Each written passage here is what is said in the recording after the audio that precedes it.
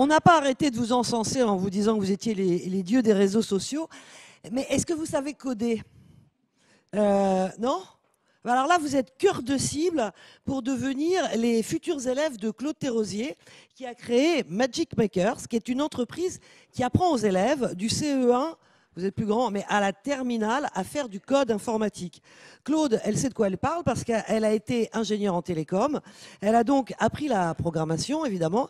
Et puis, elle a vu débarquer, alors qu'elle était salariée chez SFR, les réseaux sociaux, les smartphones, enfin, votre univers, quoi. Et là, elle s'est dit qu'il fallait permettre aux jeunes de comprendre la logique informatique.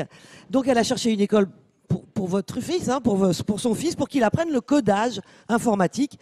Eh ben, manque de peau, ça n'existait pas. Alors en 2013, Claude s'est dit, je vais le faire. Je vais créer cette Magic Makers pour donner aux enfants le pouvoir sur la technologie. Claude, c'est une start-up que vous avez créée.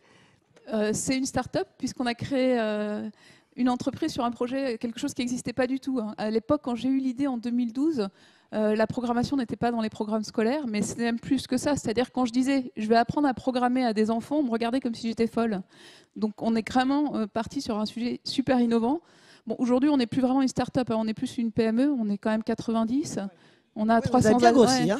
On a 300 ateliers par semaine avec 2000 enfants qui, toutes les semaines, 1h30 par semaine, vont créer des jeux vidéo en 2D, en 3D, vont faire de la robotique, vont créer leurs propres applications mobiles, leurs propres sites web. On va même jusqu'à faire de l'intelligence artificielle. Waouh. Alors, est-ce qu'il y a plus de jeunes filles ou de garçons qui viennent apprendre le code? Comment ça fonctionne? D'après vous? Moi, je dirais qu'il y a plus de garçons parce que les parents se disent « Ah, c'est un truc de garçon ». En fait, souvent, à un garçon, quand il est petit, on va lui offrir des Legos. À une fille, on va lui offrir des poupées. Je crois qu'il y avait un bon exemple tout à l'heure d'une des entrepreneuses qui disait que quand elle jouait avec des jouets de garçons, elle disait que ce n'était pas pour elle. C'est un peu pareil. La programmation, surtout en France, hein, c'est quand même très, très français. On est persuadé que c'est un truc, c'est des maths, c'est compliqué, c'est pour les garçons. Et donc, les parents vont inscrire leurs garçons et pas leurs filles. Donc, j'ai à peu près 30% de filles. Chez moi, que 30%, que 30%, oui. Alors que moi, j'ai une façon de voir la programmation qui est, c'est pas quelque chose, c'est pas des maths, c'est un outil pour s'exprimer et créer des choses. Quand vous créez un jeu vidéo, vous créez des visuels, vous créez une histoire, vous programmez, mais vous décidez ce que vous faites. C'est hyper créatif, c'est hyper ludique. Et les filles peuvent créer des univers qui leur parlent. Tout n'est pas obligé. Enfin, on n'est pas tous obligés de faire GTA, quoi, si vous voyez ce que je veux dire. Il n'y a pas que ça comme jeu, d'ailleurs.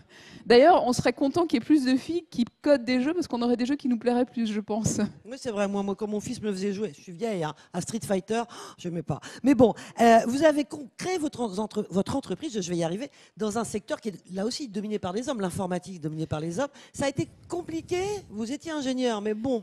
En fait, en réalité, mon secteur, plus que l'informatique, c'est l'éducation.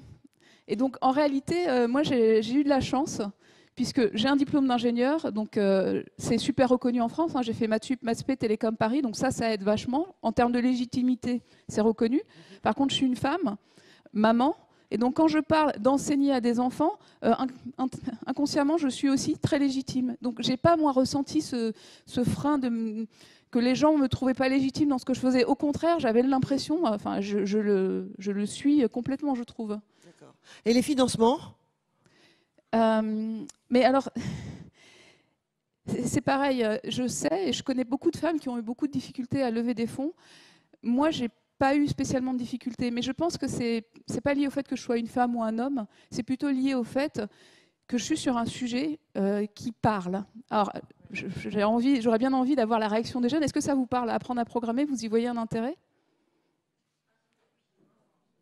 Vous n'avez pas envie de créer votre jeu vidéo?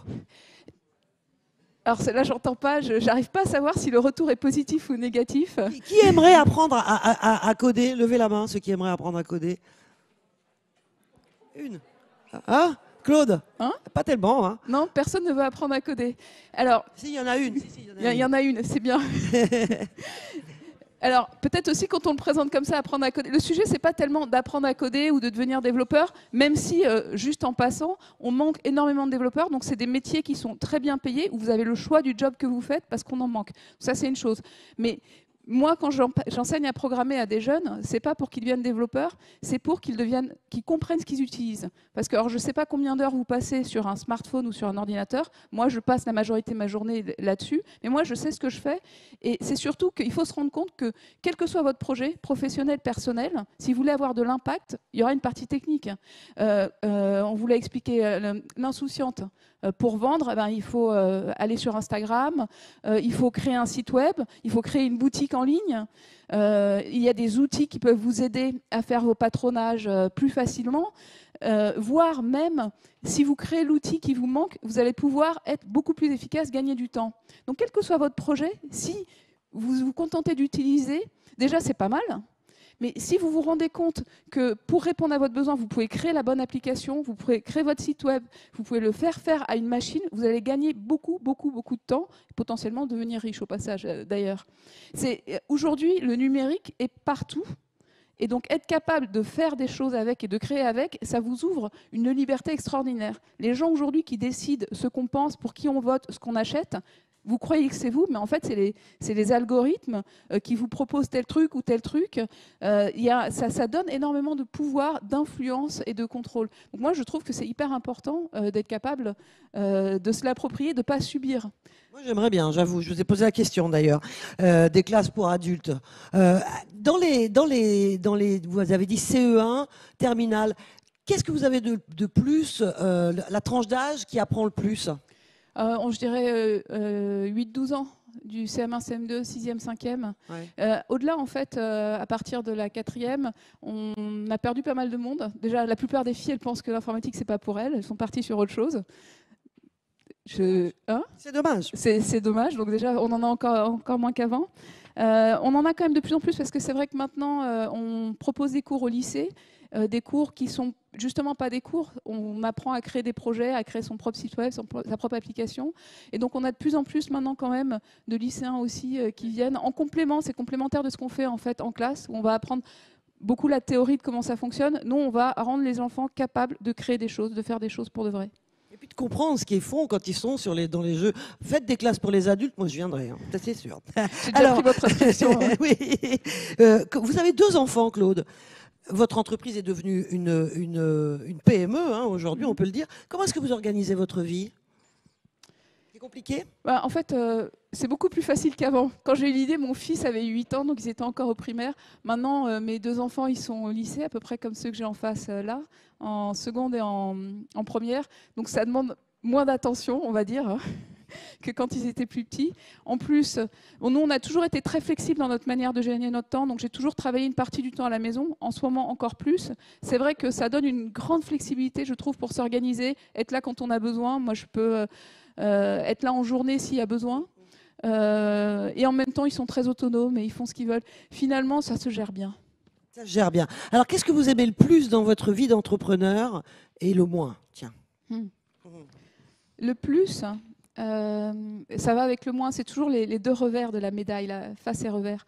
C'est la responsabilité. J'adore le fait, tous les jours, de choisir ce que je fais et de pouvoir avoir un impact. Enfin, de ne pas avoir l'impression de subir, de faire ce qu'on attend de moi, ce qu'on me dit que je dois faire, mais de décider moi ce que je pense que je dois faire parce que je pense que c'est important et que ça va avoir un impact. Ça, c'est rien que pour ça, je pense pas revenir au salariat. Et du coup, ce que j'aime le moins, ça a été déjà dit par d'autres entrepreneurs, et c'est l'autre facette. Quand on est responsable, aussi on est responsable quand ça va pas. Et quand on ne sait pas ce qu'il faut faire, on ne sait pas ce qu'il faut faire. Donc dans un contexte comme en ce moment de grande incertitude, où finalement on ne sait pas si on va être reconfiné dans 15 jours. Nous, nos ateliers, ils sont en présentiel, donc on les a basculés en visio. Là, on est revenu en présentiel en ce moment. S'il faut, on reviendra. À chaque fois, tout ça, c'est de l'organisation. On ne sait plus en ce moment prévoir ce qui va se passer à 15 jours, à 3 mois, à 6 mois, à 1 an. C'est très dur de faire des prévisions. Et donc, il faut accepter de vivre dans l'incertitude et dans le risque que demain, ça ne marche pas, qu'on n'ait plus d'argent, qu'on doit fermer la boîte. C'est des possibilités. C'est pas facile. Ok. 10 minutes de lever plus tôt le matin pour de la méditation, recette de Julie. Moi, je me lève 1 heure plus tôt. Une heure plus tôt, ok. Alors, vous avez choisi comme challenge créer un blog ou un site autour de sa passion. En fait, j'ai choisi celui-là parce que c'est ce que j'ai fait moi en fait. Quand j'ai eu l'idée de Magic Makers, je vous disais, je me suis dit, en fait, le numérique c'est super important. C'est quand on est enfant qu'il faut apprendre à programmer. Hein. À 20 ans, c'est compliqué. Moi, j'ai appris à 20 ans, c'était compliqué. Donc vraiment, je me suis dit, c'est important, il faut le faire à cet âge-là. Donc j'ai commencé à en parler. Et puis, il y avait les gens qui trouvaient que l'idée était bonne, puis il y avait les gens qui ne comprenaient pas. Et en fait, une des premières choses que j'ai faites, c'est créer un blog pour expliquer ce que je voulais dire. Ça veut dire quoi, programmer? La plupart des gens ne savent pas de quoi il s'agit. Puis montrer que c'était simple, qu'on pouvait le faire à des enfants, que c'était ludique, montrer des créations de ce que les enfants avaient fait. Vous mettez en ligne un jeu vidéo fait par un enfant de 8 ans, ben, ça devient plus concret tout de suite. Et ça m'a permis de me faire connaître. Mais ça m'a permis aussi surtout, et c'est ça que le conseil que je voudrais vous donner, ça m'a permis de clarifier, de faire émerger mon projet progressivement. Parce que, en fait, vous avez une idée qui est bonne, mais elle est un peu floue au début, puis elle va évoluer dans le temps, et elle va évoluer parce que vous allez avoir les retours des autres. Mais pour avoir les retours des autres, il faut vous expliquer quelque chose, vous écoutez ce que les gens vous disent, vous retravaillez, et avoir un blog et l'alimenter régulièrement, moi, ça m'a permis beaucoup de mûrir. C'est quoi Magic Makers? Pourquoi le faire? Pour qui? Est-ce que je fais pour les enfants? Pour les adultes? Ça m'a permis vraiment d'avancer et d'avoir un projet qui se construit dans la durée. Merci Claude.